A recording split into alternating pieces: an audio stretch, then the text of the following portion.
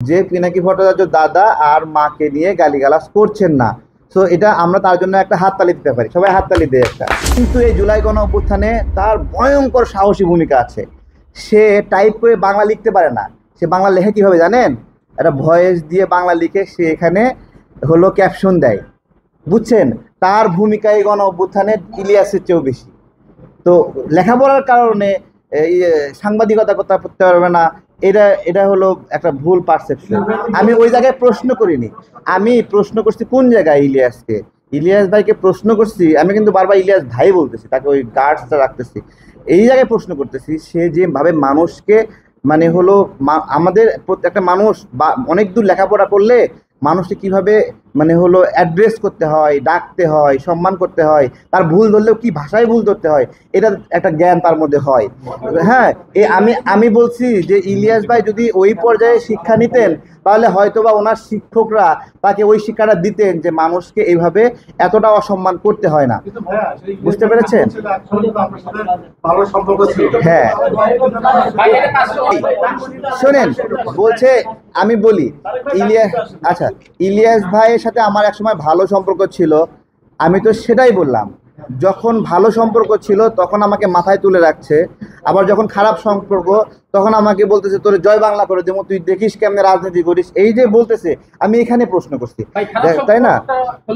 আমি একটা প্রশ্ন করি, আবার এখন আবার ভোটজাতি শিবিরের পক্ষে, সেটা কি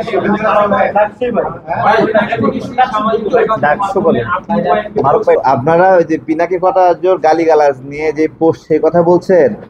আচ্ছা, পিনাকি ভট্টাচার্য যে মাকে নিয়ে গালি দেওয়ার পোস্ট, এই পোস্টে আমি যখন বারবার দেখছিলাম এগুলো সামনে আসছিল, মানে একটা ব্যক্তি মা মানে অন্যের মায়ের সাথে সেক্স করতে চায়, তার এই আকাঙ্ক্ষা, অন্যের বোনের সাথে সে সেক্স করতে চায়, এই আকাঙ্ক্ষা, এবং এই আকাঙ্ক্ষাটা সামাজিক যোগাযোগ মাধ্যমে যখন সে আক্রমণ করার ভাষা হিসেবে প্রকাশ করছে, আমি একজন অ্যাক্টিভিস্ট হিসেবে নিতে পারি নাই।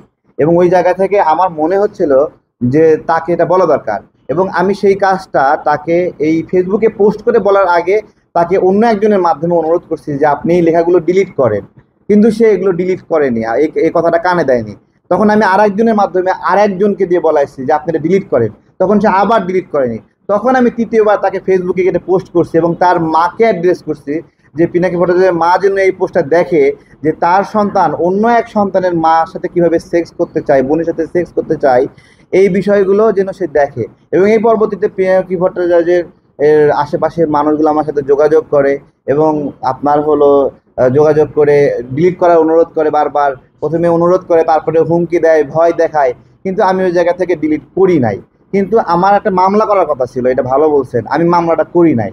মামলাটা এই জন্য করি নাই, আমি চাচ্ছি না দড়িটা একবারে ছিঁড়ে যাক, ঠিক আছে? দড়িটা টান টান থাকুক, যাতে করে ফিল করে। এবং মামলা যদি করেই ফেলি তখন দেখা যাবে যে ভায়োলেন্স হয়ে আরও বেশি বাপকে নিয়ে গালি দিচ্ছে। তো ওইটা যদি না করে, একটু হালকা হালকা টান টান রাখতে, তার এই মামলাটা আর করি নাই। এবং সেই জায়গা থেকে তিনিও এখন গালিগালাজ আর করতেছেন বলে আমি দেখি নাই। তার কমেন্টগুলো আমি দেখি, আগে যেভাবে একটা রিয়াকশন দিলেই সে রিয়াকশন দেখাতে, ওটা দেখাচ্ছে না। সুতরাং আমার এই পোস্টের একটা পজিটিভ একটা আছে, আউটপুট আছে, যে পিনাকি ভট্টাচার্য দাদা আর মাকে নিয়ে গালিগালাজ করছেন না। সো এটা আমরা তার জন্য একটা হাততালি দিতে পারি, সবাই হাততালি দেয় একটা।